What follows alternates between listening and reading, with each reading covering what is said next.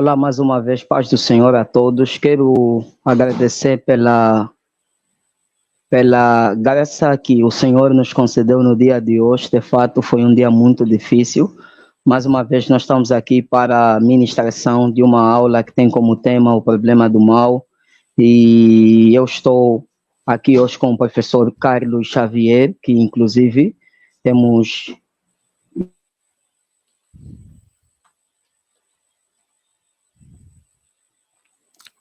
Wilson, desculpa, eu acho que você está mutado. Sim, Pronto. e eu gostaria mais uma vez de ter essa conversa. Nós já marcamos faz tempo e isso surgiu em função da aula que nós tivemos sobre filosofia cristã. Surgiu a necessidade de desenvolvermos uma aula sobre o problema do mal, que é uma questão muito conflitante, principalmente no seio evangélico. Existem casos de apostasia associada à má compreensão dessa questão que envolve a existência do sofrimento, a existência do problema do mal, e quero agradecer imensamente pela oportunidade que o professor Carlos Xavier colocou à nossa disposição para partilhar esta aula sobre o problema do mal. Saúdo os irmãos mais uma vez e eu gostaria já que os irmãos começassem a partilhar a live, deixar os comentários e na medida em que nós vamos conversando sobre esse tema, em caso de questões, pode deixar nos comentários e o professor Xavier vai ajudar com relação a isso. Professor Xavier, fique à vontade, paz do Senhor, seja bem-vindo. Paz do Senhor, Wilson, muito obrigado. Saúdo a todos os irmãos aí também, desde Angola e quem porventura esteja nos acompanhando no Brasil também. Realmente, como você mencionou, o problema do mal, ele é mencionado, ele é indicado como possivelmente o maior candidato a anulador da fé cristã. Então, no contexto de apologética, no contexto de estudo da filosofia, é realmente esse problema de por que existe sofrimento, por que existe mal num mundo criado por Deus bom, que leva muitas pessoas a não crerem ou até mesmo a abandonarem a fé ou apresentarem isso como uma objeção à fé. Então, eu preparei um material sobre isso, é um assunto que eu gosto de estudar, por estar dentro do campo da apologética, né? Tem material sobre isso no Teodidatos também, mas esse material que eu vou compartilhar com vocês aqui foi um material que eu acabei preparando para compartilhar com os jovens universitários, então ele tem também uma perspectiva de um encorajamento para uma firmeza da fé, né? É um material bastante apologético.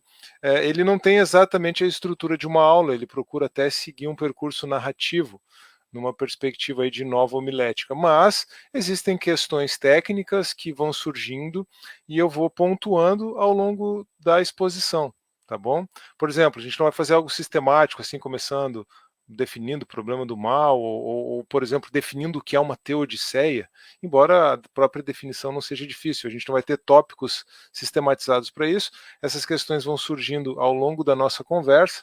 Aliás, originalmente foi até mesmo pensado nos moldes de uma conversa socrática, mas eu vou tentando manter um diálogo com vocês aqui, ou no mínimo uma diatribe, né? Um diálogo imaginário, que fazendo perguntas como alguém que espera uma resposta, ou até mesmo em algum momento me colocando na função de um objetor e apresentando uma objeção para ser respondida. Tudo bem? Então eu vou compartilhar a tela aqui e aí a gente prossegue a partir desse compartilhamento. Vamos ver aqui. Certo. Espero que estejam me conseguindo ver. Agora acho que sim. Tá dando para ver aí, né, Wilson? Sim, muito bom, muito visível. Então vamos lá, o nosso assunto é o problema do mal e do sofrimento, ou simplesmente problema do mal, ou simplesmente problema do sofrimento. Como você chamar vai depender da ênfase que você vai colocar. A pergunta básica, que é uma pergunta mais existencial, note que quando a gente fala em problema do mal e sofrimento, a gente está colocando uma perspectiva um pouco mais teórica, um pouco mais intelectual.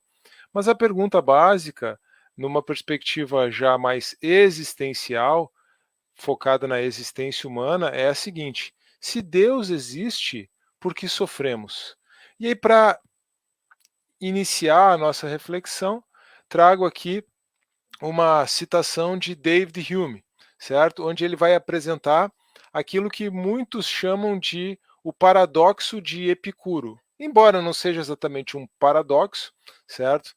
Ele pode ser compreendido como um dilema, ou, na verdade, até mesmo um trilema com uma solução, e ele pode também obter uma resposta. Então, não é um paradoxo no sentido de que nos deixa sem respostas, né? E também ele controversamente é de Epicuro, tá bom? Epicuro exatamente não o teria formulado dessa maneira, mas você já deve ter ouvido falar acerca do paradoxo de Epicuro, e aqui essa citação de Hume, então, nos posiciona a questão. A antiga questão de Epicuro permanece sem resposta. Ele, Deus, quer impedir o mal, mas não é capaz? Então é impotente. Ele é capaz, mas não quer? Então é malévolo. Ele é capaz e quer? De onde, pois, vem o mal? Por que a miséria em tudo no mundo? Certamente não é por acaso. Devido a uma causa, então? Deve-se, então, à intenção da divindade? Mas ela é perfeitamente benevolente. É contrária à sua intenção, mas ela é todo-poderosa. Nada pode abalar a solidez deste raciocínio, tão conciso, tão claro, tão decisivo. A pergunta que eu faço é: será que nada pode abalar a solidez desse raciocínio? Para nós vermos que o raciocínio não é tão sólido assim, precisamos começar com alguns esclarecimentos. Por quê? O que Hume supõe, junto supostamente com Epicuro, é que se Deus é onipotente, ele deveria poder evitar o mal. Mas se ele não quer evitar o mal sendo onipotente, só repetindo um pouco, reformulando o argumento, se ele não quer evitar o mal sendo onipotente, então ele não é benevolente, ele não é completamente bondoso, ele não é amoroso.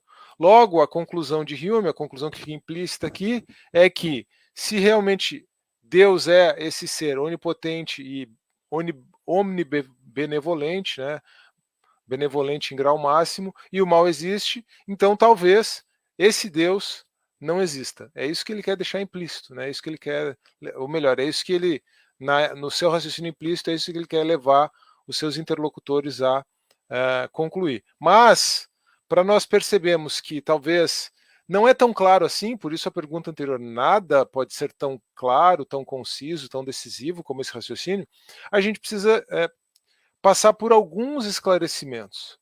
O primeiro esclarecimento que a gente precisa fazer é acerca do que é onipotência. Então, a pergunta, o que é onipotência? E aí, normalmente, as pessoas fornecem uma resposta de senso comum. Via de regra, o senso comum está correto, tá bom? Agora, aqui, ele nos leva ao engano. As pessoas apresentam uma resposta de senso comum que é a seguinte: onipotência é o poder de fazer tudo. E isso, se você perceber, é o que o próprio Hume, um grande filósofo como David Hume, claramente enviesado aqui, isso é o que o próprio Hume supõe. O que é onipotência? Onipotência é o poder para fazer tudo?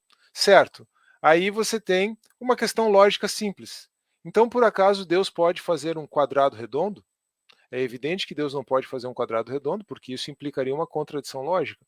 Mas tem uma outra questão, que foi o que inspirou essa imagem do fundo. Se Deus é onipotente, ele pode criar uma pedra que ele mesmo não possa carregar? Aí a resposta desse falso dilema é: ele pode. Mas se ele pode criar, então ele não pode carregar a pedra, então ele não pode tudo. Ou então ele não pode criar essa pedra, então ele não é onipotente. Veja, esse também é o problema desse suposto paradoxo da pedra, porque não é um paradoxo, na verdade é a falácia da pedra.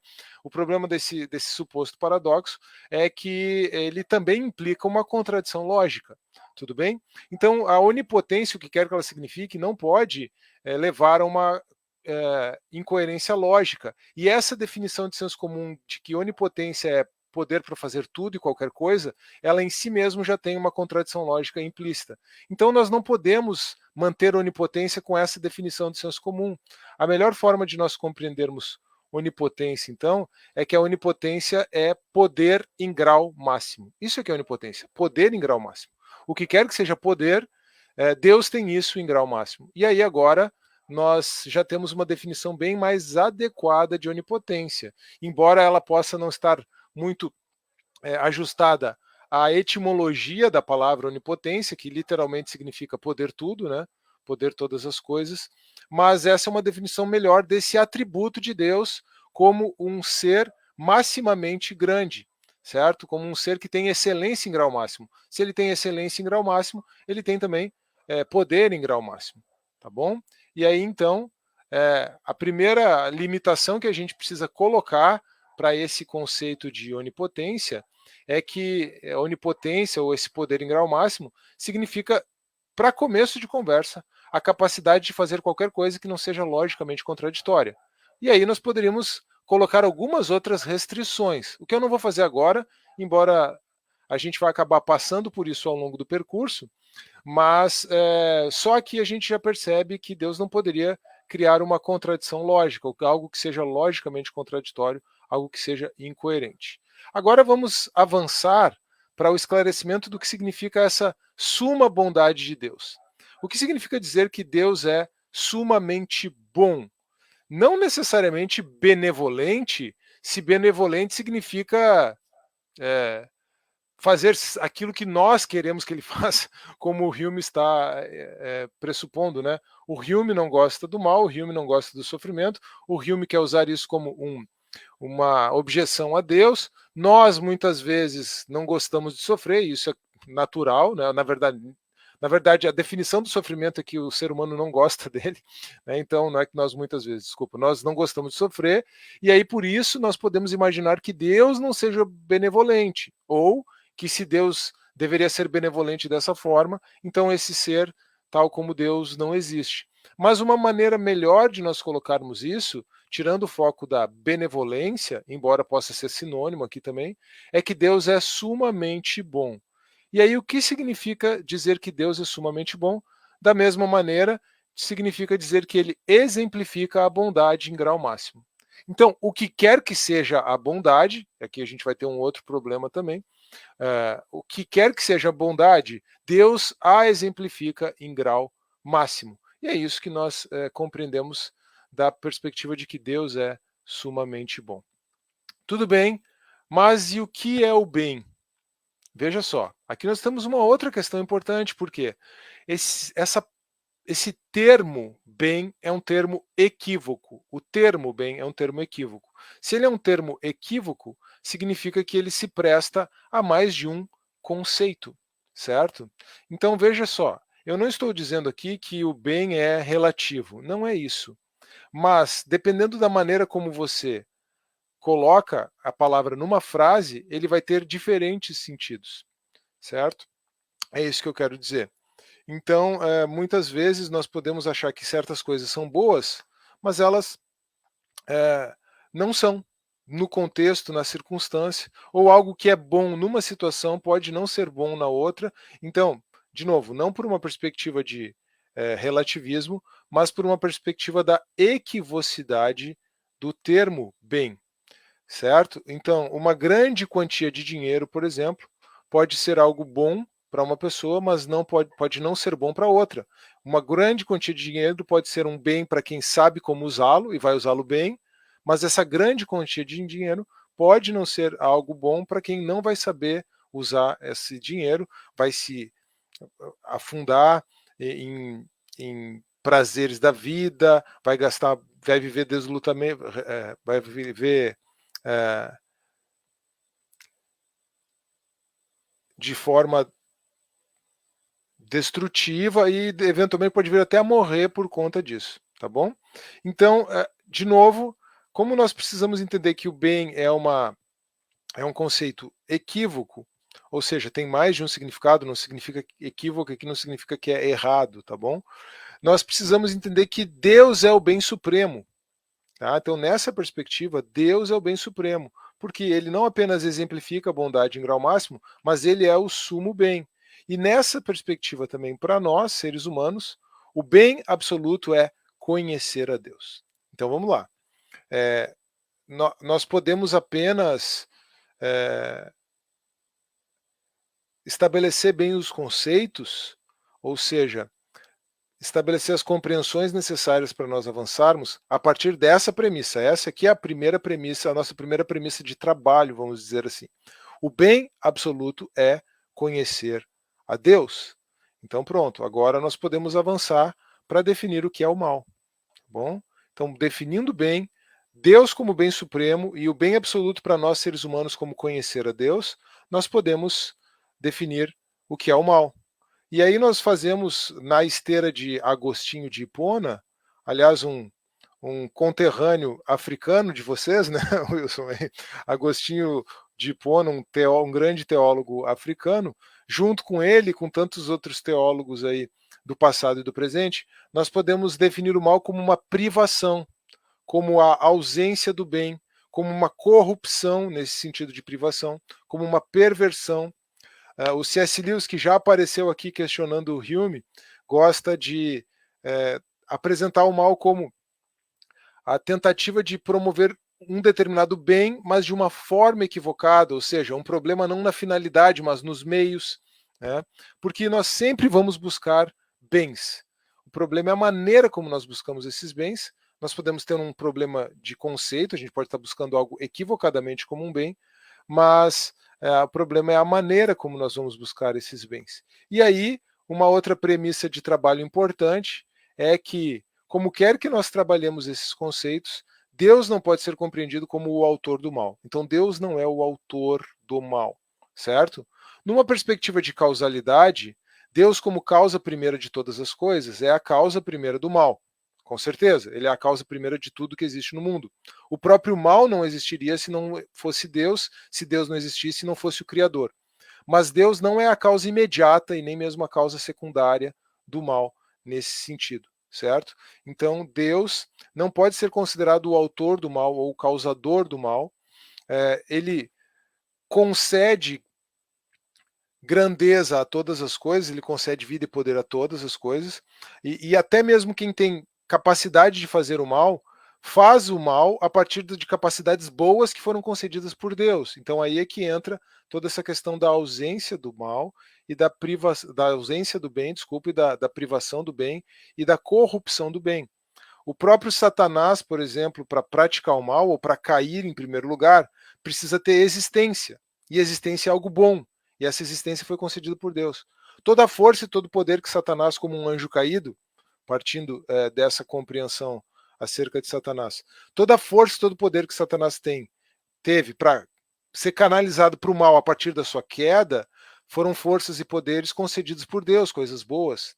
Então veja, Deus é a causa de Satanás no sentido de ser o criador de Lúcifer, se a gente quiser usar essa distinção, certo? Mas ele jamais pode ser compreendido como a causa da queda de Satanás, tá bom? Tem uma outra questão, que é a questão que envolve presciência de Deus, tudo bem? A questão que envolve presciência de Deus e a questão que envolve soberania e decretos divinos também, que eu não vou acabar considerando aqui de forma direta. Ela vai aparecer também, tá? De forma muito lateral, mas essas são questões importantes, tá bom? Como que a soberania de Deus e a presciência de Deus funcionam aqui. Se você, na perspectiva da presciência e da soberania de Deus, caminhar em direção a um determinismo estrito e a um fatalismo, você acaba correndo o risco de colocar Deus como o autor do mal.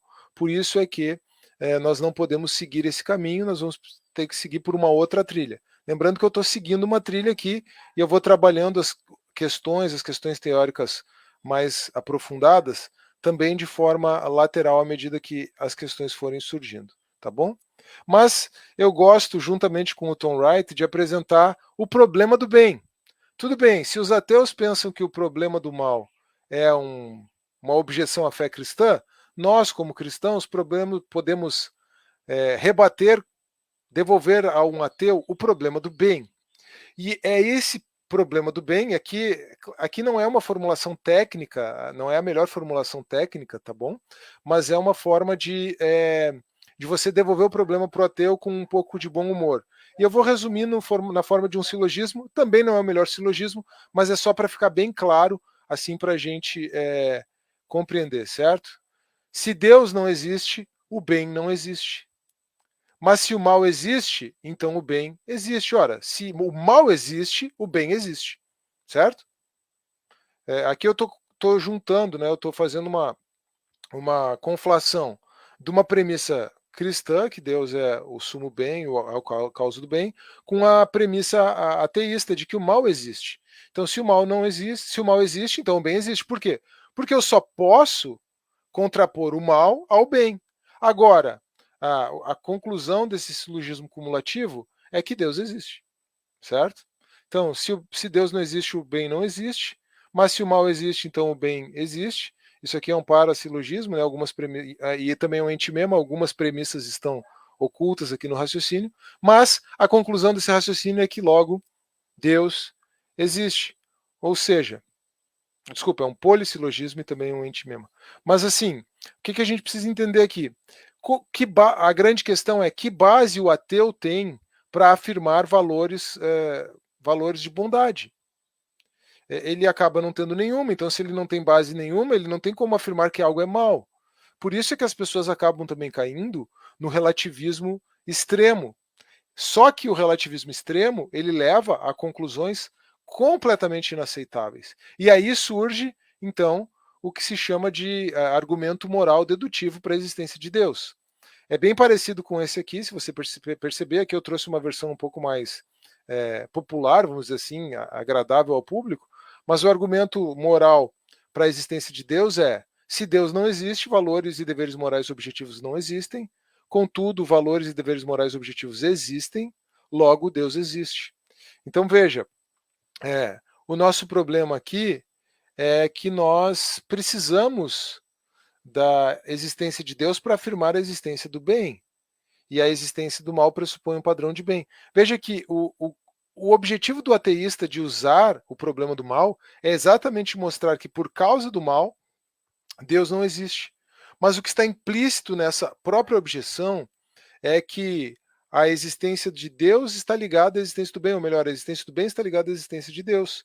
Logo, o próprio raciocínio ele acaba sendo autorrefutante, o raciocínio do ateu, tá bom? O paradoxo de Epicuro não é um paradoxo, por isso ele na verdade é uma falácia. Com isso eu espero conseguir demonstrar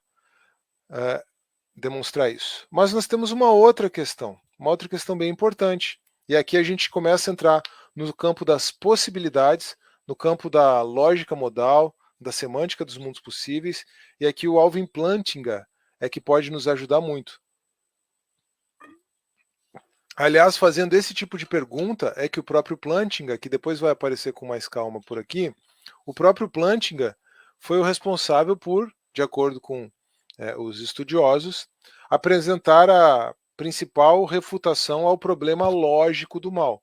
A gente vai passar por isso também, tá bom? A pergunta é: seria possível um mundo só com bem moral, mas sem mal moral? Seria possível um mundo só com bem moral? Desculpa.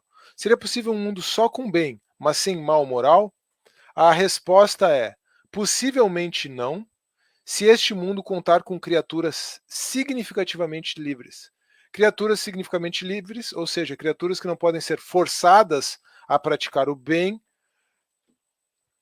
possivelmente praticam pelo menos alguma ação má na sua existência, ou ao menos, talvez para reformular melhor, ainda que seja possível que as essências dessas criaturas individuais pratiquem apenas atos bons em mundos possíveis, talvez nenhum desses mundos possíveis fosse atualizável por Deus. É isso que o Plantinga chama de transworld depravity. Essa é uma propriedade que ele postula para as criaturas livres, transworld depravity, em inglês. A tradução para o português eu não gosto, mas ela está na literatura, então a tradução é depravação transmundial. Ou seja, ainda que fosse possível cogitar que a criatura não praticasse mal, não praticasse nenhum mal em mundos possíveis, mas nenhum desses mundos possíveis seria atualizáveis, porque dentro das opções que Deus teria, pratica bem ou mal em cada situação, em uma dessas situações essa criatura poderia praticar mal, e aí então esse mundo seria não atualizável. E aí, como o mundo é não atualizável, ou melhor, antes disso, a gente precisa entender por que é importante para Deus criar seres significativamente livres, porque a liberdade é um bem maior, exatamente porque ela torna o amor possível. Então aqui tem algo relacionado à própria imagem de Deus nos seres humanos, tá bom? Deus nos tornou capazes de amor e para isso nós precisamos da liberdade. Então a liberdade seria um bem maior, um bem preferível, um mundo preferível com liberdade seria um mundo preferível a sem nenhuma moral, mas também sem liberdade, porque nesse mundo possivelmente não haveria amor. E se Deus é amor e infundiu em nós e colocou em nós a sua imagem, ele precisava, para criar condições para que nós fôssemos também amorosos ou amáveis ou passíveis de expressar amor, ele precisava criar um mundo, ele precisava atualizar um mundo em que nós fôssemos significativamente livres. Logo, a conclusão é que possivelmente não seria viável para Deus criar um mundo sem mal moral. Lembra que a gente já estabeleceu bem adequadamente qual é o conceito de onipotência, então isso aqui não se choca com o nosso conceito ajustado de onipotência. Tá bom? Agora a gente tem um problema, uma questão. Você percebe que aqui a gente está falando só de mal moral. Mal moral. O que é o mal moral? O mal que é causado pelos seres humanos por suas escolhas morais. Existe um outro problema, que é o problema do mal natural. E aqui a coisa fica um pouquinho mais complicada. Tá? Até o mal moral, a defesa do teísmo e do cristianismo em particular é mais tranquila. Agora note aqui, de novo, voltando para dar os conceitos. Tá? Esse slide resume, de forma muito resumida mesmo, resume a defesa do livre-arbítrio de Alvin Plantinga. Tudo bem? Esse slide resume a defesa do livre-arbítrio de Alvin Plantinga. E eu nem coloquei aqui as questões que envolvem o conhecimento do valor de verdade das proposições contrafactuais por Deus. Isso tudo está implícito aqui no raciocínio, tá bom? Eu não trouxe as questões que envolvem a onisciência divina e a presciência divina, elas estão implícitas no raciocínio, como eu mencionei. Eu nem trouxe aqui o chamado conhecimento médio molinista, tá bom? O Plantinga apresentou essa defesa do livre-arbítrio baseado num conceito que é o mesmo conceito de conhecimento médio de Deus, postulado pelo Luiz de Molina no século XVI. Embora o Plantinga, à época, não conhecesse o conhecimento médio molinista e não conhecesse o trabalho do Molina. Então o que acontece? O Plantinga ele postulou algo muito parecido com o Molina, embora ele tenha postulado de forma bastante pontual, de forma bastante dirigida, lá no seu The Nature of Necessity, que foi publicado em 1974, A Natureza da Necessidade, para tratar do problema do mal. Ele então aplicou essa possibilidade de Deus conhecer com certeza o valor de verdade das proposições contrafactuais, de todas as proposições contrafactuais, o que Molina trabalhou de forma muito mais detalhada na sua concórdia do livre-arbítrio e da presciência, onipotência, um monte de coisa, dons da graça divinas, etc. Tá bom? Então, aquilo que o Molina tratou em muitos detalhes na concórdia, o Plantinga apresentou pontualmente, mas isso aqui pressupõe uma visão de liberdade libertária dos seres humanos. Então, algo que numa perspectiva controversa se coloca mais no espectro do arminianismo, certo? Alguns calvinistas, alguns teólogos reformados mais deterministas têm algum problema com isso aqui. E isso aqui pressupõe também algo como o conhecimento médio molinista. Eu já falei demais sobre isso, na verdade. Eu nem podia nem ter entrado nesses detalhes, mas é só para indicar algumas possibilidades também de aprofundamento de pesquisa e de estudos para os irmãos aí. Se quiserem saber um pouco mais sobre molinismo, tem bastante conteúdo no Teodidatas no meu canal, tá bom? Agora a questão é o mal natural. Eu voltei para o slide só para a gente olhar para o mal moral, tá bom? A grande questão é o mal natural. Lembrando que para o mal moral, a resposta é a defesa do livre-arbítrio. Para o mal natural, aqui tem a ilustração de uma enchente, né?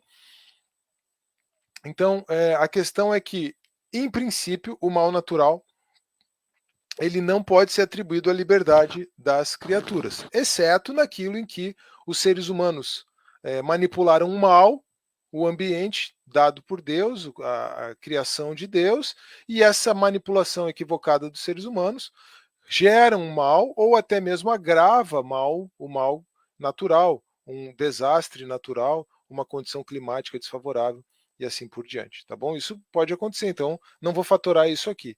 Vou considerar que existem desastres climáticos, existem situações de mal natural, até mesmo de enfermidades, embora seja possível reconduzir as enfermidades também à queda, ao pecado dos seres humanos, numa perspectiva teológica, mas nós temos esse problema, essa questão. E o mal natural? E aqui, em vez de uma defesa, aqui o que se apresenta é uma teodiceia mesmo, tá bom? Qual é a diferença de uma teodiceia para uma defesa? A teodiceia, ela tem o objetivo de justificar Deus diante do problema do mal. Ou seja, vem do grego theos, mais de que, theos é Deus, de que é uma palavra grega que significa justiça, e suas variantes então têm a ver com isso, justiça, justificação. Então, é uma tentativa de justificar Deus diante do problema do mal. É como se você está tentando apresentar razões, razões pelas quais Deus permitiria o mal. É um pouco de pretensão do ser humano fazer isso, tá? Por isso que uma defesa em que você simplesmente mostra que não existe incompatibilidade lógica, como o Plantinga procura fazer, ela é melhor. Então a defesa procura apenas demonstrar que não existe incompatibilidade lógica entre a existência de Deus e o mal, tá bom? Agora, uma teodiceia procura justificar Deus diante do problema do mal. Tá? Isso aqui é uma teodiceia. E aqui, essa aqui é a teodiceia da única maneira, tá bom? O mal natural pode ser a consequência da única maneira de manter um planeta dinâmico capaz de sustentar a vida. Então, a complexidade do funcionamento da Terra e a complexidade necessária para manter a vida e sustentar a vida humana, ela pode ser, então, a causa de todo o mal natural.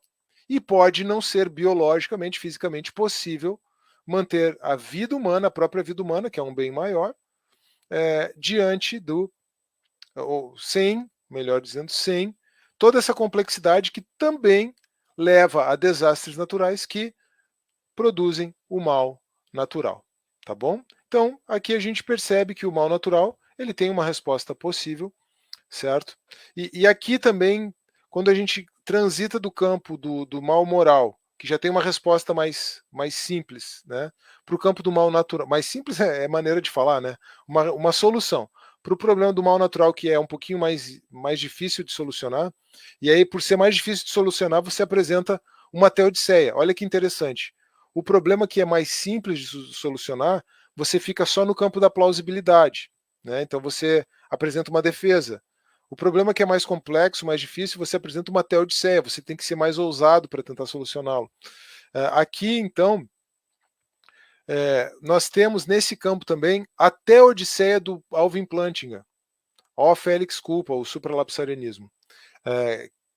A teodiceia do Plantinga, ela é muito interessante porque ela, em resumo, diz o seguinte, ela diz que um mundo possível com mal e com sofrimento, e com o pecado também, voltando para a questão moral, ele é melhor, ele é presumivelmente melhor, porque ele tem a redenção. Então, desculpa, deixa eu formular melhor. Estados de coisas, mundos possíveis, que tenham a encarnação do Filho de Deus e a redenção proporcionada por ele, são presumivelmente melhores do que estados de coisas que não têm a encarnação e a redenção. Certo? Então, mesmo que aqueles estados de coisas, tirando a questão do determinismo, tirando a questão da liberdade, mesmo que você possa postular, pensar em estados de coisas que não tenham nenhum mal moral, ainda que os seres humanos não tenham liberdade, você poderia questionar se tem algum tipo de bem, mas estados de coisas, mundos possíveis, não viáveis, mas possíveis, que não tenham nenhum mal moral, ainda assim, mundos possíveis com a encarnação e a redenção proporcionada pelo Filho de Deus são melhores. Logo, o mundo atual, com o pecado, com o mal e até mesmo com o mal natural, se justifica diante do bem maior que ele proporciona pela encarnação e pela redenção proporcionada por Cristo, Deus encarnado. Tá bom? Seguindo essa linha, um pensador chamado Christopher Southgate, ele avança numa obra chamada O Gemido da Criação, The Roaming of Creation, para afirmar que o próprio Deus, ao decidir criar o mundo sujeito à decadência, então agora falando especificamente do mal natural, sujeito ao mal natural, não apenas decidiu criar um mundo que proporcionasse encarnação e redenção, a encarnação do Filho de Deus e a redenção, mas o próprio Deus decidiu sofrer junto com a criação. Vamos colocar assim, antes da fundação do mundo. E o próprio Deus sofre junto com a criação. Por isso que a doutrina tradicional da impassibilidade divina, ela pode ser até uma doutrina do teísmo clássico, ela pode ser até uma doutrina lá da metafísica grega, do primeiro motor imóvel de Aristóteles, mas ela não parece não ser compatível com o Deus revelado nas Escrituras, certo? Porque Deus sofre, Deus é sim afetado pela sua criação, e aqui nessa perspectiva, nessa teodiceia do Plantinga, mais do Southgate, o próprio Deus decidiu ser afetado pela sua criação e se sujeitar aos gemidos da criação e gemer junto com a sua criação. É uma teodiceia muito, muito interessante essa, e ela vai nos levar a enfrentar o problema do mal natural, e ela nos leva também a enfrentar o problema evolucionário do mal, que eu nem trouxe aqui, mas é uma questão importante também. Como o problema do mal é compatibilizado com o relato biológico da evolução, ou com a teoria biológica da evolução, tá bom? Não precisamos dizer, a evolução ela não é bíblica, não se trata disso, mas se trata de como compatibilizar essa perspectiva acadêmica com a teologia cristã. Existem propostas e essa do Southgate talvez seja a melhor que nós temos aí, ou uma das melhores que nós temos aí, tá bom? Agora, além do mal natural ser possivelmente a consequência da única maneira de manter um planeta dinâmico capaz de sustentar a vida, o mal moral também se torna um instrumento do bem. Porque é nessas situações de calamidade que a empatia, a compaixão e a ajuda humanitária são muito grandes. Tá? Então, basta você pensar, eu imagino que vocês tenham seguidamente situações aí de dificuldades envolvendo a natureza, Wilson, no Brasil também não é diferente, como as pessoas se mobilizam, mesmo incrédulos, como se mobilizam para vir em auxílio dos outros, em compaixão, e apesar de todo o mal que aquela catástrofe pode trazer, e de todo o mal que as pessoas podem estar enfrentando, mas a partir daquela situação se produz um bem, e as pessoas passam a auxiliar as outras, produzindo um bem ali naquele contexto, certo? Então, nesse sentido, o mal natural pode se tornar também um instrumento do bem, e Deus, na sua sabedoria, pode usar isso de uma forma que nós não temos condições de compreender completamente. Tudo bem? Mas eu gostaria de avançar ainda mais um pouquinho e perguntar o seguinte: será que nós temos mesmo um problema? É lógico que não. Tá? Eu fiz uma brincadeira aqui, tá? Aqui no Brasil, essa expressão é lógico que não, ela também tem um caráter meio equívoco. Então, a única coisa que eu quis dizer aqui, ao dizer que é lógico que nós não temos o problema, é que não existe contradição lógica entre as proposições. Não existe contradição lógica entre as proposições. Então, veja, eu saí daquele relato um pouco mais emotivo do Hume, certo? Eu saí do relato um pouco mais emotivo do David Hume, e agora eu estou fazendo filosofia analítica, tá bom? Junto com o Plantinga e com outros teólogos e filósofos do gabarito dele. Não existe contradição lógica entre as proposições. Deus existe, é onipotente e sumamente bom, e o mal existe. Tá bom? Não existe contradição lógica entre essas proposições. Contradição lógica é afirmar e negar a mesma coisa do mesmo sujeito na mesma relação, tá bom? Ou, de forma mais específica, né? O princípio da não contradição nos diz que você não pode predicar e não predicar algo do mesmo sujeito na mesma relação. Então, aqui, afirmar que o mal existe não implica afirmar que Deus não existe, certo? Na verdade, eu precisaria de uma série de outras premissas. Eu precisaria, por exemplo, postular que um ser onipotente pode fazer tudo que está ao seu alcance, pode fazer tudo que nós imaginamos, inclusive, e que, por ser sumamente bom e poder fazer tudo que está ao seu alcance, ele pode eliminar qualquer mal moral. Então, eu precisaria postular uma série de outras premissas, certo? Mal moral, mal natural. E nenhuma dessas premissas que eu postulo, entre 1 e 2 aqui, ou além de 1 e 2, ela contém verdades necessárias. Como elas não contêm verdades necessárias, elas não implicam na contradição entre 1 e 2. Então, simplesmente afirmar Deus existe, onipotente, sumamente bom, e o mal existe, aqui nós não temos uma contradição lógica. Nós não temos um problema no sentido lógico. Tá bom? Mas ainda sobre o bem, o C.S. Lewis ele faz uma distinção bem interessante. A gente, de certa forma, já trabalhou isso. Ele faz uma distinção entre bem simples, que é o bem feito diretamente por Deus, produzido diretamente por Deus, tá? E o bem complexo, que é o bem que Deus produz como resposta ao mal. Então, uma distinção bem simples e bem complexo. Por que bem simples? Bem simples porque você só tem bem envolvido. Agora, o que é o bem complexo? O bem complexo é aquele bem que resulta de uma combinação de fatores, e dentro desses fatores está o mal. De novo, Deus permite o mal para dele extrair um bem maior. E nesse sentido, então, nós temos o mal como instrumento do bem. A gente já trabalhou um pouco isso, então eu acho que isso já pode estar bastante claro. Existe uma citação bem conhecida do C.S. Lewis no livro O Problema do Sofrimento, ou O Problema da Dor. Deus sussurra em nossos prazeres, fala em nossa consciência, mas brada em nosso sofrimento. O sofrimento é o megafone de Deus para despertar um mundo surdo. E se nós pensarmos no bem complexo que o Lewis propõe, nós podemos pensar, eu já trouxe o exemplo de ajuda humanitária em situações de calamidades naturais, mas nós podemos pensar em situações que são moralmente muito extremas, né? Maldades morais muito sérias, e como pessoas agiram. Vamos entender que, ao agirem, independentemente de terem um relacionamento com Deus, estão agindo próximas a Deus, por proximidade a Deus, ao menos por semelhança, se não por relacionamento, e promovendo um bem, que é um bem pretendido por Deus, como pessoas agiram para extrair grande bem em meio a muito mal.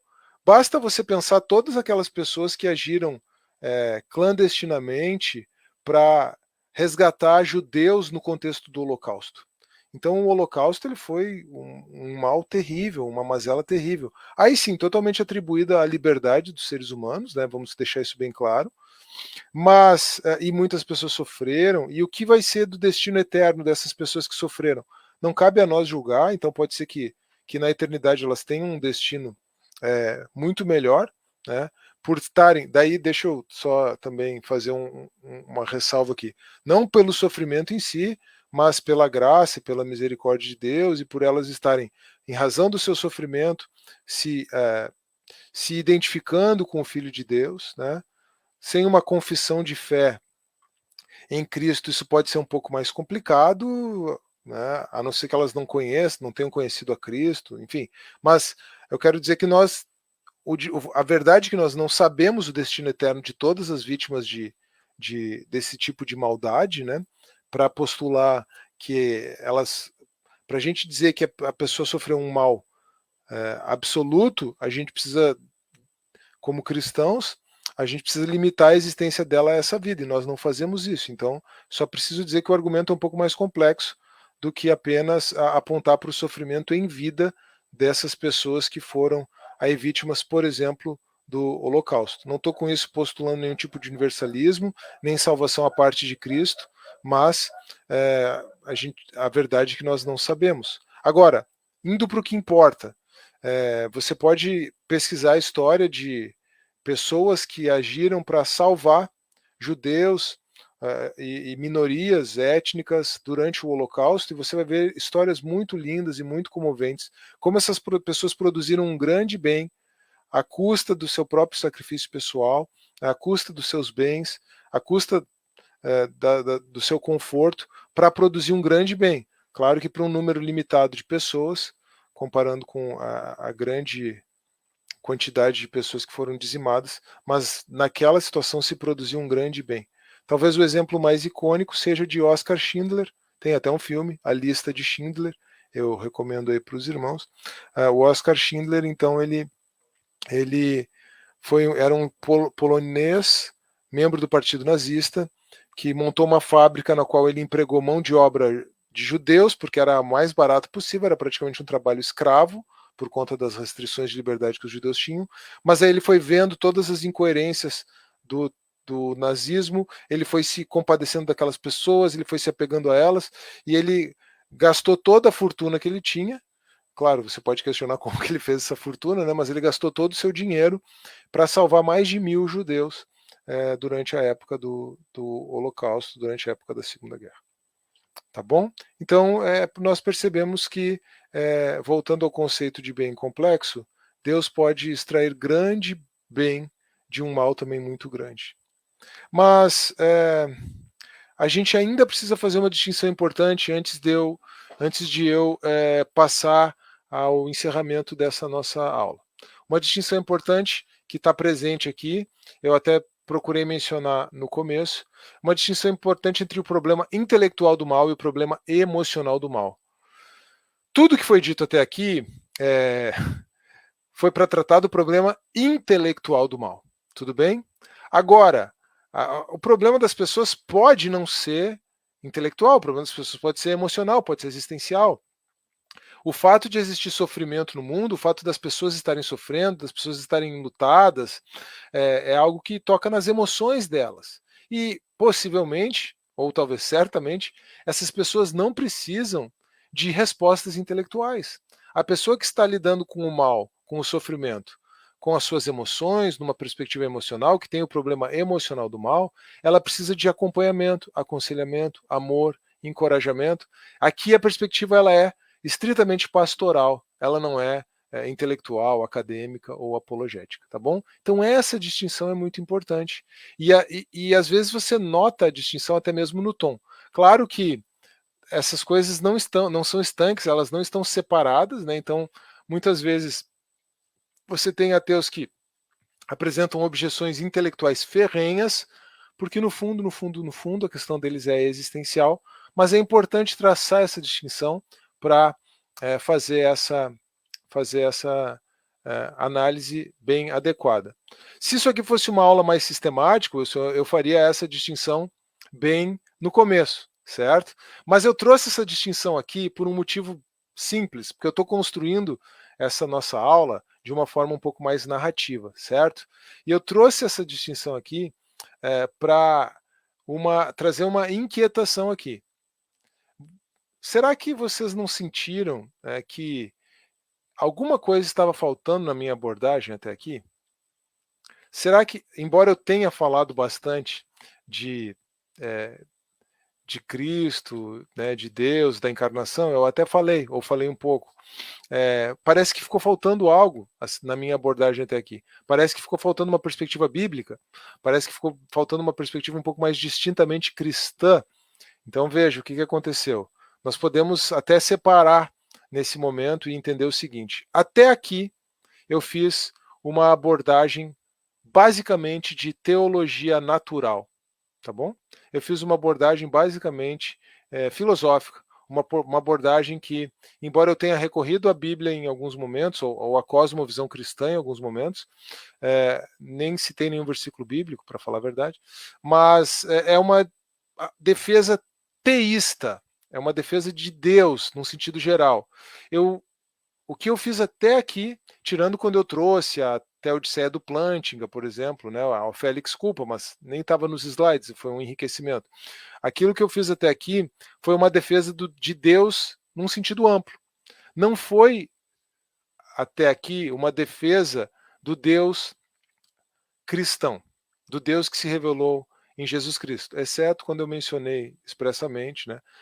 Mas a construção geral, a espinha dorsal, ela serve como uma perspectiva teísta, como uma apologética teísta acerca do problema do mal.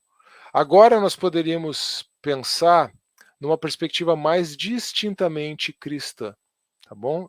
O meu objetivo agora, nesse segundo momento, nesse momento final, é fazer isso, é apresentar uma perspectiva mais distintamente cristã.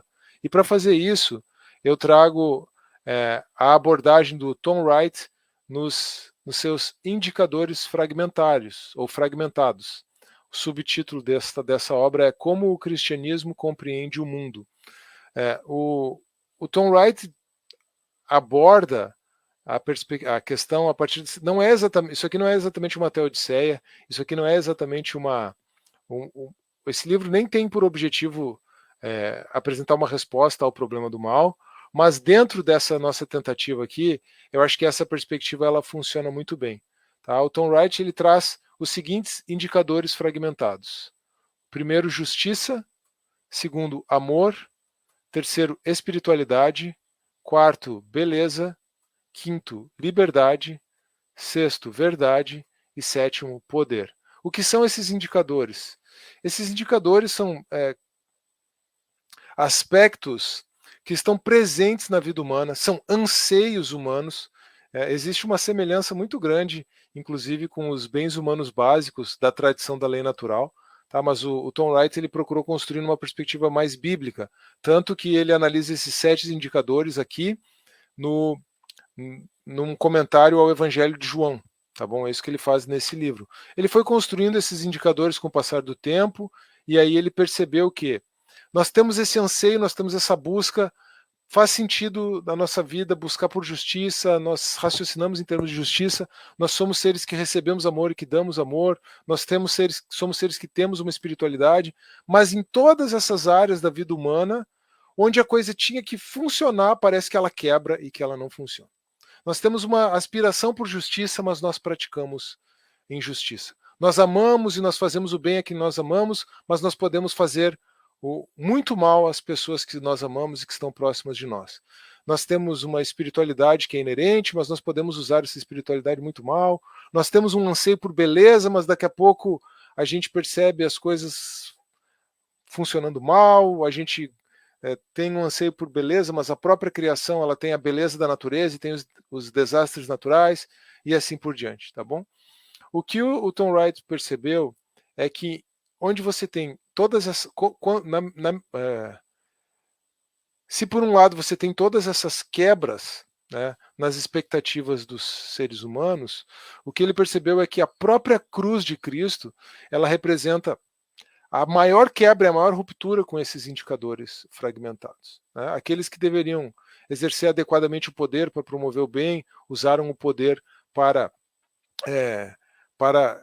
crucificar quem só falou a verdade, quem procurou trazer liberdade aos homens. Para promover a liberdade, Jesus teve a sua própria liberdade completamente restringida. A cruz foi um ato brutal, então um ato de muita feiura. Aqueles que tinham o controle da espiritualidade judaica deturparam aquela espiritualidade. Foi um ato de absurda injustiça, foi um ato de desamor, mas ao mesmo tempo foi o ato que cumpriu a justiça de Deus, foi o ato que demonstrou o amor de Deus, é a base para a nossa verdadeira espiritualidade. Então, a partir desses indicadores e olhando com esses indicadores para a cruz, percebendo que a nossa existência ela encontra quebra em todos esses indicadores, por isso eles são fragmentados, eles apontam para um lugar, mas a gente percebe que aquilo está quebrado, aí aparece esse homem, Jesus Cristo, falando como o próprio Deus, apontando para o céu, mas tudo é quebrado na cruz. É por isso que a vida de Jesus, né, o Evangelho, ele não termina na cruz. Jesus ressuscitou e a ressurreição, então, ela restaura todos esses indicadores fragmentados, e é na ressurreição, a partir da ressurreição de Jesus, que nós podemos olhar em retrospectiva, inclusive para a história de Deus nas Escrituras, e aí tudo faz sentido.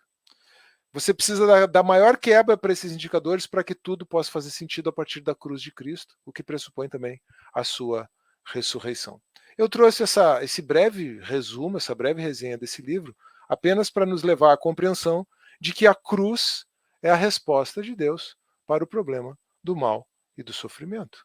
Na cruz, Deus transforma a culpa humana em sofrimento divino, para transformar sofrimento divino em cura humana. Então, na cruz, Deus transforma culpa humana em sofrimento divino, para transformar sofrimento divino em cura humana.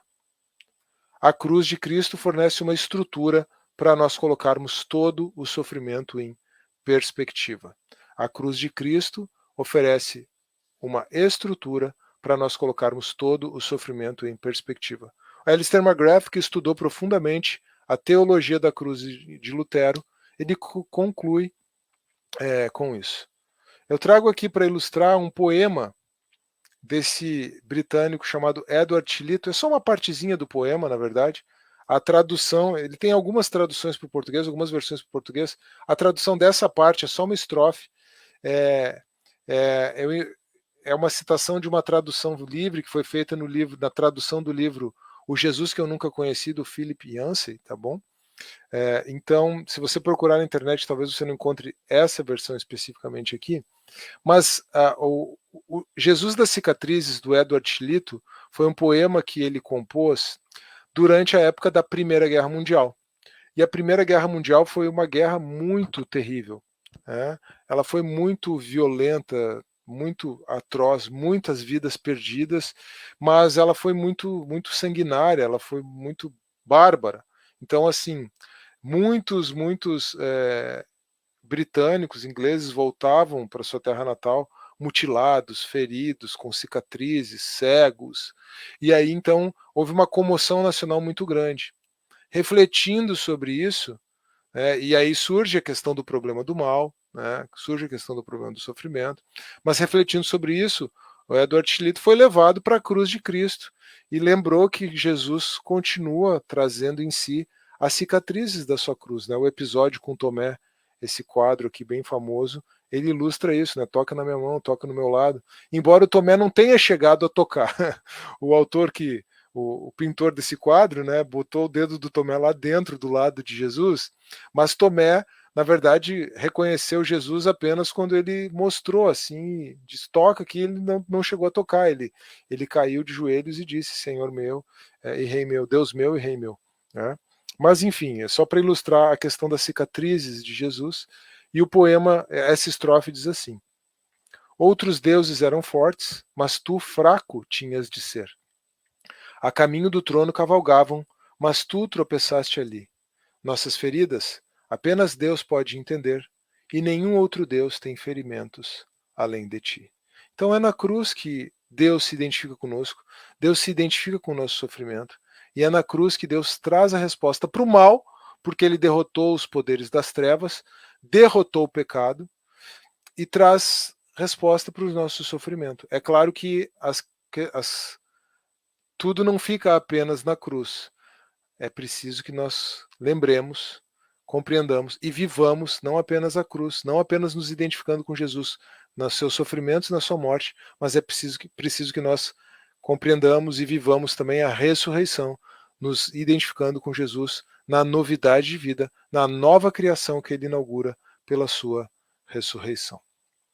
E aí, então, encerro com algumas passagens do livro de Hebreus, tá bom? Começando pelo verso 10 do capítulo 2. Ao levar muitos filhos à glória, convinha que Deus, por causa de quem e por meio de quem tudo existe, tornasse perfeito, mediante sofrimento, o autor da salvação deles, ou seja, Jesus. Veja só, o autor de Hebreus diz que Jesus foi aperfeiçoado pelo sofrimento. Como assim? Como poderia o perfeito ser aperfeiçoado? É claro que ele já era perfeito na perspectiva da sua natureza humana, mas a natureza divina de Jesus, desculpa, ao contrário, perdão, Esquece, o professor Xavier não falou uma heresia aqui, ao contrário. Jesus era perfeito na sua natureza divina, mas a natureza humana de Jesus ainda não tinha sido aperfeiçoada, porque ela foi aperfeiçoada no sentido de se identificar completamente conosco para se tornar um sumo sacerdote que pode se compadecer pelos seus irmãos, pelos sofrimentos. Sem os sofrimentos, o Filho de Deus não teria sido aperfeiçoado, e sem os sofrimentos ele não poderia se tornar autor da nossa salvação. O autor de Hebreus prossegue no capítulo 2, a partir do verso 17. Por essa razão, era necessário que ele, Jesus, se tornasse semelhante a seus irmãos em todos os aspectos, para se tornar sumo sacerdote, misericordioso e fiel com relação a Deus, e fazer propiciação pelos pecados do povo. Porque, tendo em vista o que ele mesmo sofreu quando tentado, ele é capaz de socorrer aqueles que também estão sendo tentados. Hebreus 5:8 ressoa isso que eu já refleti antes, que Jesus, embora sendo filho, aprendeu a obedecer por meio daquilo que sofreu. E uma vez aperfeiçoado, tornou-se a fonte da salvação eterna para todos os que lhe obedecem. Aqui avança, né, fala não apenas que ele foi aperfeiçoado pelos sofrimentos, pela cruz, mas ele aprendeu a obedecer por meio daquilo que sofreu. Não no sentido de que ele fosse desobediente, não no sentido de que ele precisasse ser disciplinado como nós, mas ele aprendeu na prática, na sua existência como ser humano, o que era a obediência pelos seus sofrimentos. E agora aqui nós temos o capítulo 7, versos 24 a 26. Visto que vive para sempre, aqui eu acrescento, porque ressuscitou, Jesus tem um sacerdócio permanente. Portanto, ele é capaz de salvar definitivamente, salvar perfeitamente, salvar até o fim total, como diz no grego. Ele é capaz de salvar definitivamente aqueles que, por meio dele, se aproximam de Deus, pois vive sempre para interceder por eles. É de um sumo sacerdote como esse que precisávamos. Santo, inculpável, puro, separado dos pecadores, exaltado acima dos céus. Bom, com essas citações aí da carta aos Hebreus, a gente poderia ter trazido muitas outras passagens bíblicas, eu quis me ater a um eixo aqui central em Hebreus. Nós concluímos, eu agradeço a atenção dos irmãos, concluímos aí com mais ou menos 1 hora, né, Wilson? Eu vou trazer algumas indicações também aqui ao final, e se tivermos perguntas, eu fico à disposição também para nós interagirmos. Algumas indicações para quem quiser se aprofundar em termos de bibliografia. O problema do sofrimento ou o problema da dor vai depender da edição do C.S. Lewis, tá? Vocês perceberam que eu, inclusive, trouxe algumas referências e até mesmo citação do Lewis aqui. Para uma análise mais apologética, mas ainda introdutória, há uma análise profunda, mas introdutória, o capítulo 7 do livro Em Guarda, do William Lane Craig, que trata exatamente sobre o problema do sofrimento. Agora, para uma abordagem um pouquinho mais profunda, o capítulo 29, e eu trago aqui o capítulo 29 da segunda edição, porque tem uma primeira edição com menos capítulos, tá bom? E aí eu não sei como é que é a equivalência, então eu trago o capítulo 29 da segunda edição, ou se você tiver a primeira edição, basta você procurar o capítulo sobre o problema do mal, do J.P. Moreland e do William Lane Craig, Filosofia e Cosmovisão Cristã, ou os fundamentos filosóficos da cosmovisão cristã, como é o título em inglês. Muito do que apareceu aqui é devido ao Alvin Plantinga, e aí, embora eu pudesse referenciar o The Nature of Necessity, que é uma obra mais densa em inglês, que trata de mais conteúdo, que não foi traduzida para o português, então eu sou obrigado a trazer uma referência em português aqui, Deus, a Liberdade e o Mal, que é um livro muito bom. A parte da defesa do livre-arbítrio é a primeira parte do livro, depois ele trata dos argumentos teístas, e aí vai tratar especialmente do argumento ontológico modal, mas a primeira parte especificamente é sobre o problema do mal, tá bom? Os indicadores fragmentados do Tom Wright, que já apareceram aqui, fiz uma exposição inclusive, só para não deixar sem a referência no final, embora ele não seja exatamente sobre o problema do mal. E uma obra que eu recebi recentemente, já examinei, muito interessante, publicado aqui no Brasil pela editora Ultimato, tá bom? tenho recebido da Ultimato essa coleção Fé Cristã e Ciência, ou melhor, Filosofia e Fé Cristã, desculpa, coleção Filosofia e Fé Cristã, e o livro chama Natureza Sanguinária, do Michael Murray, Deus e o Problema do Sofrimento Animal. Toda a questão que envolve o sofrimento animal, ela apresenta também as suas dificuldades. Existiria aí a questão do problema evolucionário do mal também. Eu deixei tudo isso de fora de propósito. Seria muita coisa para nós tratarmos nesse momento aqui. Vou mostrar o livro do Murray agora sem a tela compartilhada. Dá para ver um pouquinho melhor aqui, Natureza Sanguinária. Eu sei que aí para os irmãos em Angola deve ser um pouquinho mais difícil acessar essas obras que são publicadas aqui no Brasil, né, Wilson? Mas fica a referência aí desses materiais, alguma coisa vocês... Talvez esse Natureza Sanguinária, por ser muito recente, tenha dificuldade de encontrar aí, mas os outros que eu indiquei já são bastante conhecidos e pode ser que tenha mais facilidade de acesso aí para quem quiser aprofundar um pouquinho mais o estudo da filosofia cristã, da teologia filosófica e da apologética em particular. Tudo bem? Eu agradeço a atenção e eu encerro por aqui, então fico à disposição para perguntas.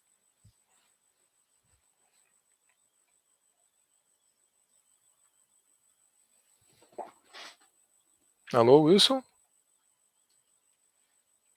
Agora eu não sei se... Wilson?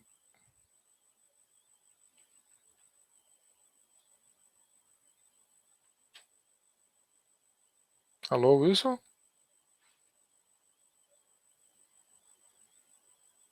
Eu acho que o Wilson... Então acho que foi o sinal do Wilson, não foi o meu aqui que deu problema. Deixa eu ver aqui. Eu acho que sim.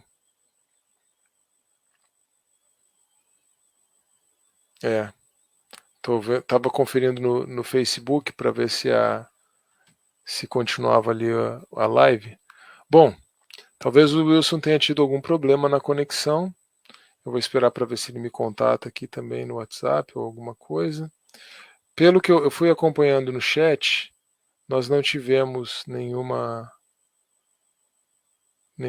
pergunta ao longo da exposição, até porque se tivesse, eu poderia até fazer aqui, olhar a pergunta e procurar responder, né? Deixa eu ver aqui. O Valdânio deu um recado para o Wilson, que ia estar presente na escola para dar continuidade ao processo de formação. Registrar a presença da Nádia, da Larice, do Epifânio. A Larice acho que marcou algumas pessoas para acompanharem a live. Obrigado, Larice. Da Leni, ela soltou um boa em algum momento, então acho que ela gostou de alguma parte ali. O José também entrou, comentou muito oportuno. Paulino Moura completou muito bom. Pronto, Wilson. Eu estava nos comentários se tinha alguma pergunta, Wilson, daí estava registrando a presença dos irmãos que comentaram ali, e aí passo a palavra a você aí para conduzir aí. Não sei se você tem alguma pergunta, alguma consideração, eu fico à disposição aqui. Sim, professor. Muito obrigado sempre pela tua disponibilidade. Eu tenho já estudado o tema da Teodiceia há um ano atrás e eu tive como base a matéria do Luiz Saião sobre a questão do problema do mal. Achei muito interessante porque nas considerações iniciais ele vai conceituando o que seria mal. E aí o professor Carlos Xavier mexeu principalmente na perspectiva de Agostinho sobre o conceito de mal como privação, como sendo a corrupção daquilo que é bom. No caso, o Agostinho ele também desenvolve a concepção da estética, a concepção estética do mal. Mas eu queria só, professor Xavier, consolidar no que concerne ao conceito do mal e dizer que John Hick ele parte da pressuposição de que o mal pode ser classificado em 4 categorias, não obstante o nosso ponto em questão aqui é o mal moral.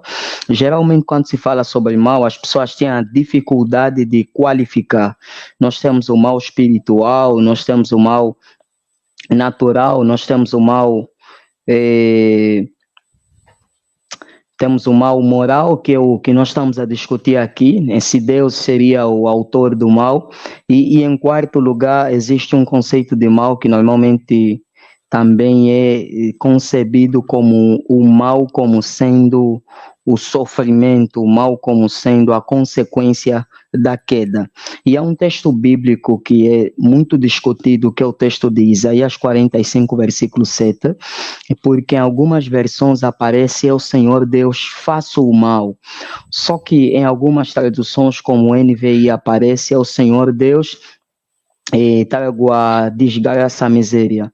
Que essa palavra, segundo o Dicionário Internacional de Teologia do Antigo Testamento, Ra, ele pode significar mal como calamidade, mal como miséria, diferente de Ratat, que é um outro termo usado no Antigo Testamento para qualificar mal no sentido moral, que tem correspondência ao grego hamartia, que significa desviar do rumo, desviar da meta.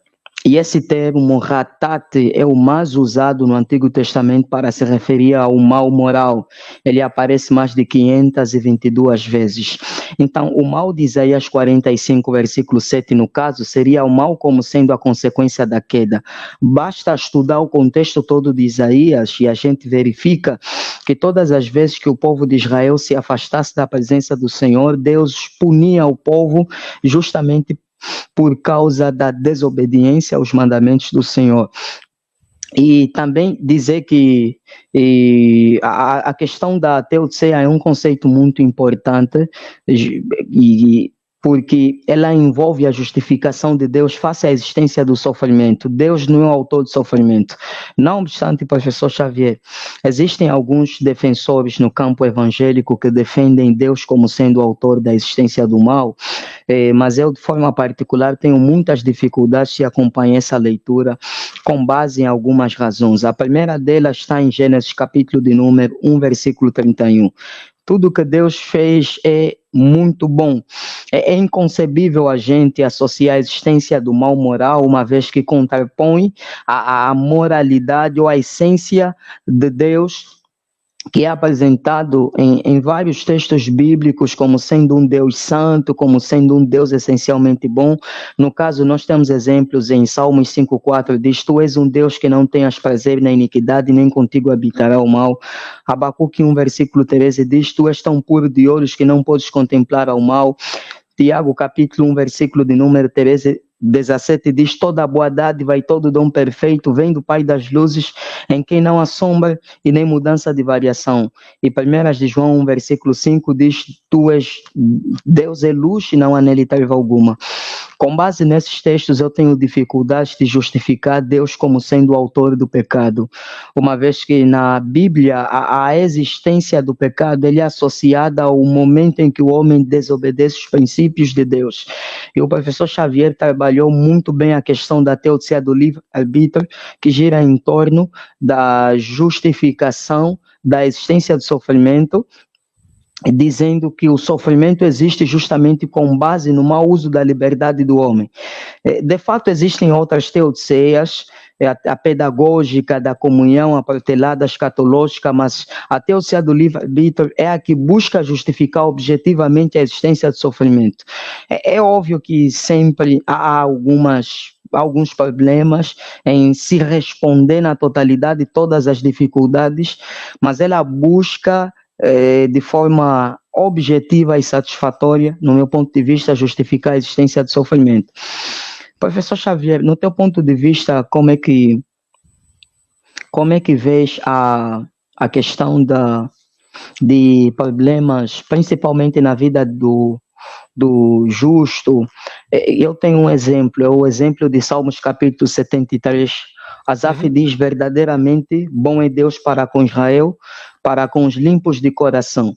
Quanto a mim, quase que os meus pés se desviaram, pouco me faltou, pois eu tinha inveja dos ímpios". Existem muitos questionamentos, inclusive nós passamos por essas situações. Há aquelas situações entrando num campo mais prático, saindo do campo mais dogmático, mais pedagógico. Existem situações em que a gente faz a seguinte questão: mas por qual razão é que eu passo por essa situação? por qual razão é que meu filho morreu, meu irmão morreu, minha mãe morreu, e muitas das vezes essas situações, quando não são bem geridos, na maioria das vezes acaba afastando as pessoas da fé. Eu tive contato com um rapaz que se afastou da fé, e ele me disse que ele só voltaria para Deus talvez se a vida dele tivesse de forma bem estabilizada, tivesse tranquilidade. Todos os problemas, ele estava assim a referenciar, eu perdi pai, eu perdi mãe, a minha vida em termos financeiros não tem bons resultados, tenho tido muitas dificuldades, então eu não vejo razões para servir a Deus debaixo de toda essa situação. Como é que analisas essa pergunta? Bom, primeiro eu me compadeço muito da situação desse rapaz, né? Não consigo imaginar pelo que ele passou. Acho que ele... Eu vou começar do final, da Wesley, porque eu acho que se a gente começar a partir da consideração da situação concreta, a gente avança em direção aos demais pontos que você trouxe. Mas realmente, assim, me compadeço, meu coração vai aí para esse rapaz. Agora, veja que interessante, ele, muito possivelmente, ele exemplifica o problema emocional do mal, certo? Então, o que ele precisa? Encorajamento, ele precisa de aconselhamento, ele precisa de acolhimento, ele precisa de amor. E é por isso que eu, inclusive, começo a minha análise apontando para isso. Até porque, do ponto de vista intelectual, ele já se auto-refutou, ele já se refutou, certo? Veja só que interessante. E não vamos fazer apenas de um ponto de vista intelectual, vamos fazer análise de um ponto de vista bíblico também, tá bom? Curiosamente, ontem eu li o livro de Jó, tá? Ontem eu estudei e li o livro de Jó inteiro. E o que nós temos como premissa equivocada, tanto de Satanás quanto dos amigos de Jó, e parcialmente de Jó, porque ele entra na conversa, diante de toda aquela desgraça que sobreveio a Jó, é o que nós podemos chamar de teologia da retribuição, certo? E é diante da teologia da retribuição que a prosperidade do ímpio se torna um problema. E é diante da teologia da retribuição que o sofrimento do justo se torna um problema. Ainda que Jó não conseguisse entender o porquê do seu sofrimento, ele jamais se afastou de Deus e jamais maldisse a Deus, certo? Então, o que a gente percebe em Jó? Uma fé tão consolidada em Deus, apesar de ele estar dentro de uma estrutura que imaginava que Deus retribuiria a sua justiça, a fé dele era tão arraigada em Deus que, mesmo não entendendo o motivo do seu sofrimento, ele permaneceu firme. Quando ele foi instigado pela mulher a amaldiçoar Deus e morrer, ele disse: você é insensata, você é louca. Quando os amigos dele vieram acusar ele de que, depois de 7 dias sentados, né, ficaram sentados de luto com Jó por 7 dias. Beleza, deram o apoio, o amparo emocional para o problema emocional do sofrimento. Quando eles abriram a boca, que foi o problema. Melhor ter ficado quieto. Mas, quando eles apresentaram uma teologia equivocada, essa teologia da retribuição, então Jó entrou naquele discurso com eles, e é muito interessante o progresso de Jó, porque ele começa dizendo assim: eu não ia ser louco, eu não ia ser insensato de levar a Deus a minha causa. Quem é o homem para discutir com Deus? Quem é o homem para se colocar diante dele? Então, algumas coisas que Deus vai dizer lá no final, nos capítulos 40 e 41, Jó antecipa, mas Jó vai sendo envolvido naqueles diálogos a ponto dele dizer: então eu vou apresentar diante do soberano a minha causa e eu quero ver o que ele tem para dizer, eu quero ver o que ele pode dizer acerca da minha integridade. Porque ele era um homem íntegro, ele não era só o homem mais rico do Oriente, ele era também o homem mais íntegro do Oriente. O próprio Deus testemunha disso para ele, testemunha disso sobre ele, testemunha disso acerca de Jó para Satanás lá na corte celestial. Então, o que acontece é que Deus aí se revela para Jó, e Deus demonstra que ele é tão grandioso que o ser humano não pode contender com ele, e Jó se dá conta, então, embora Deus não tenha dito isso, Jó se dá conta que todo aquele sofrimento foi para que ele pudesse conhecer a Deus de forma mais próxima. Foi para que ele pudesse ouvir da parte do Senhor. Mesmo que o Senhor viesse e denunciasse a insensatez dos amigos e a insensatez na qual ele mesmo, Jó, incorreu, ele disse: agora eu percebo que o Senhor permite que o sofrimento venha ao justo e ao injusto, e antes eu te conhecia apenas pelo testemunho da criação, pelo que eu podia contemplar, pelo que eu podia ouvir falar, mas agora os meus olhos te viram face a face. Então, isso nos mostra que o sofrimento pode nos levar para mais próximo de Deus. E a cruz de Cristo, ela é a resposta para nos indicar isso. Então, o livro de Jó, ele é profundamente tipológico, ele é profundamente cristológico nesse sentido de apontar para Cristo. Mas eu falei tudo isso para mostrar como, a partir de uma teologia da retribuição, a própria ideia lógica do seu amigo, ela não tem como prosperar. Porque ele disse assim: eu só vou buscar a Deus se as coisas melhorarem para mim. Ou seja, ele pressupunha que porque ele buscava a Deus, porque ele tinha uma vida com Deus, tudo tinha que ir bem, Deus não devia permitir nenhum sofrimento. Teologia da retribuição. Deus permitiu que o sofrimento veio, ele parou de buscar a Deus.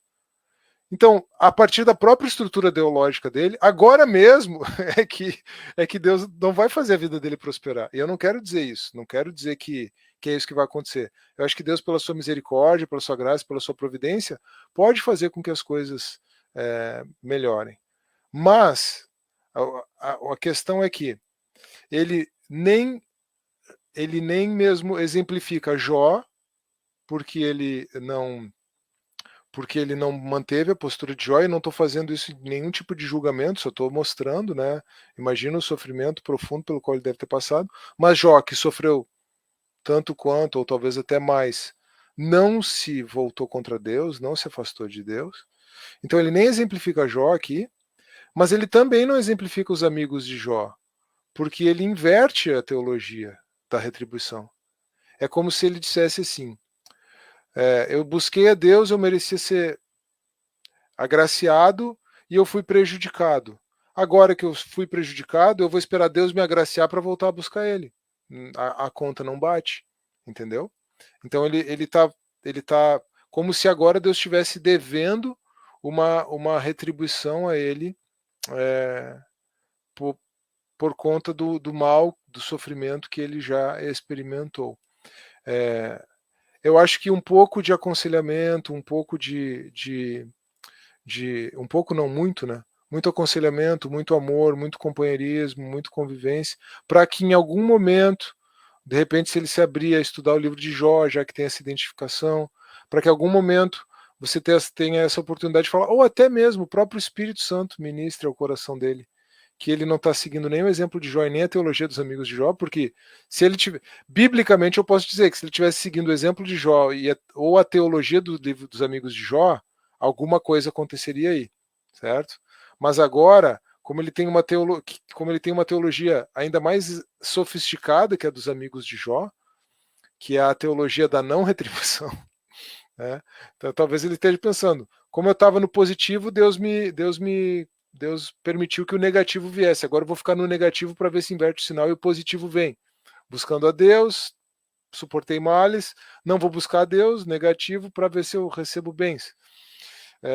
Me parece que teologicamente, biblicamente, essa conta não vai fechar, mas Deus, na sua soberania, na sua providência, pode também se mostrar gracioso para com ele, pode constranger o coração dele, e ele pode ouvir isso da parte do Espírito, da parte da palavra, mesmo que não haja uma reviravolta na vida dele, né?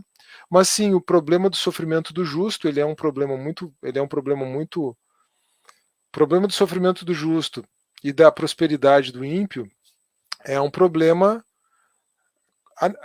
conexo, é um problema que se coloca dentro dessa questão do problema do sofrimento, tanto que nós temos o Salmo 78. Mas eu acho que a melhor resposta para isso realmente está no livro de Jó.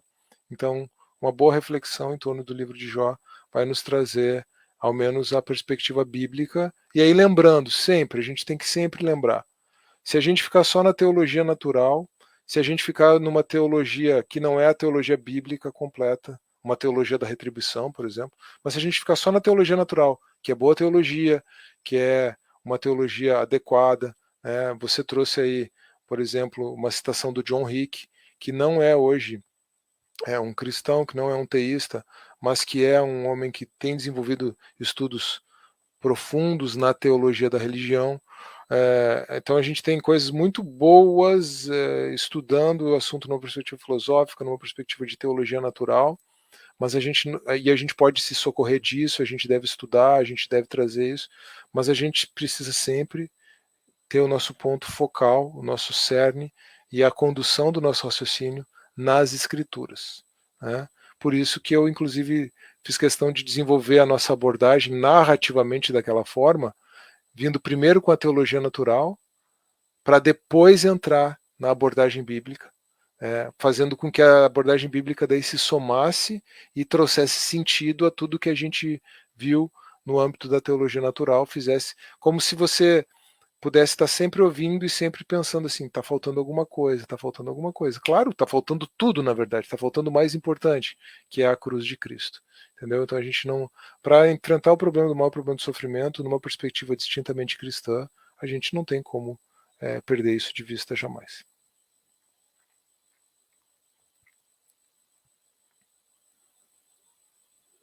Sobre a situação de Asaf, tem um texto que está no versículo 16, Salmo 73, que é basicamente a resposta com relação às aflições que Asaf passava.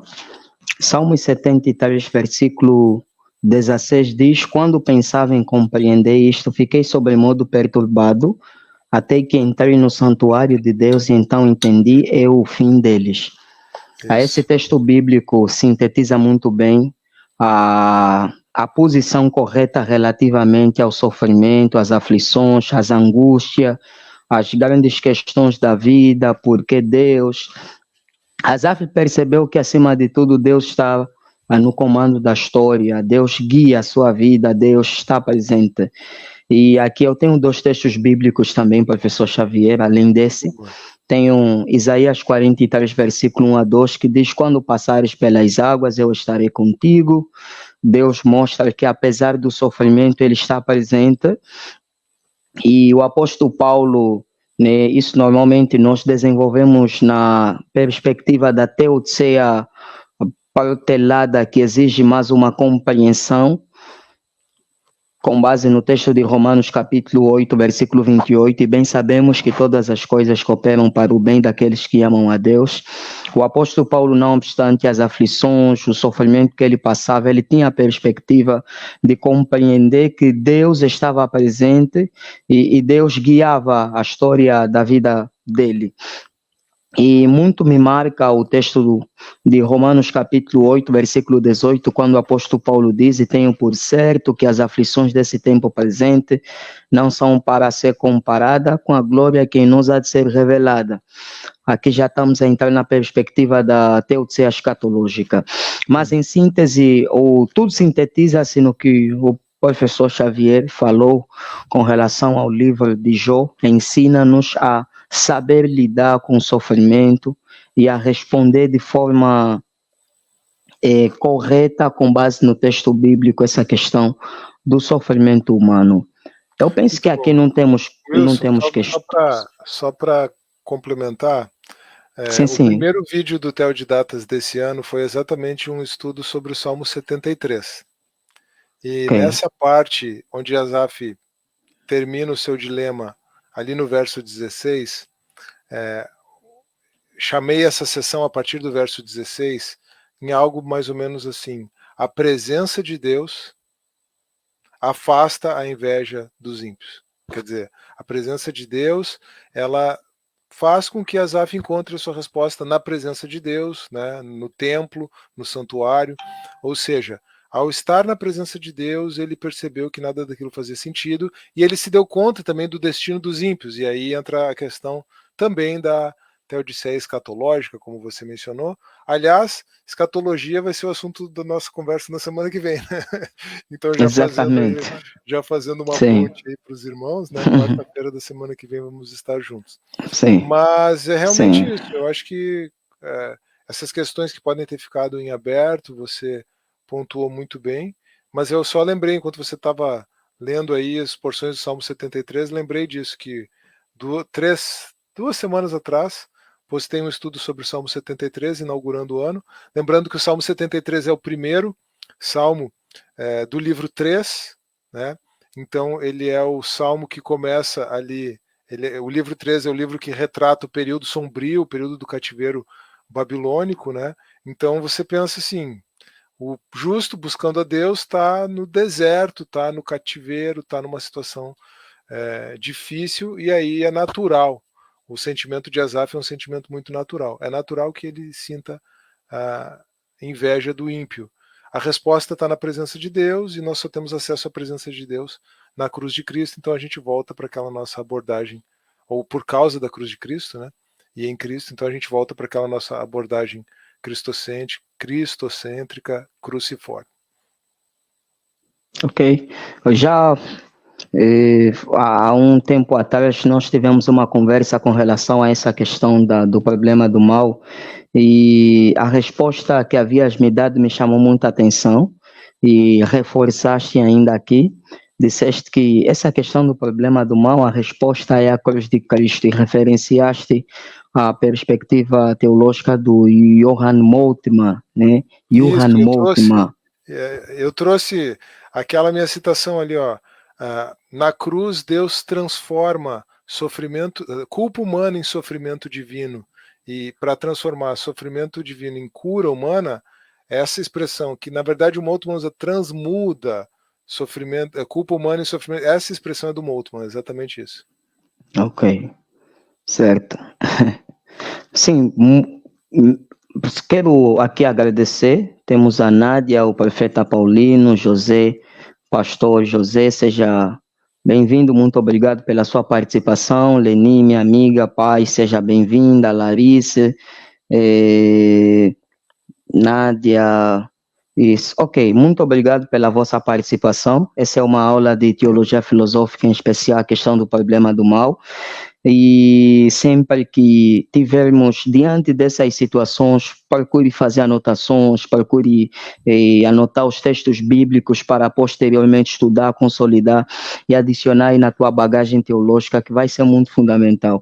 A nossa intenção é promover o conhecimento bíblico, colocando à disposição para, sobretudo, fortalecer a tua fé e fortalecer a tua trajetória no reino de Deus. Partilhe com mais irmãos, pessoas, a fim de serem cada vez mais edificadas também com base nessas aulas que a gente tem colocado à disposição. Não obstante, o nosso público-alvo são estudantes da Escola Teológica Bet Shalom, Academia Bíblica Teológica de Angola, Academia Ágape e outros seminários onde nós temos tido o privilégio de participar como professores, e conceder mais bagagem aos nossos alunos, motivá-los nessa jornada do conhecimento bíblico. E é sempre fundamental a gente conhecer a palavra.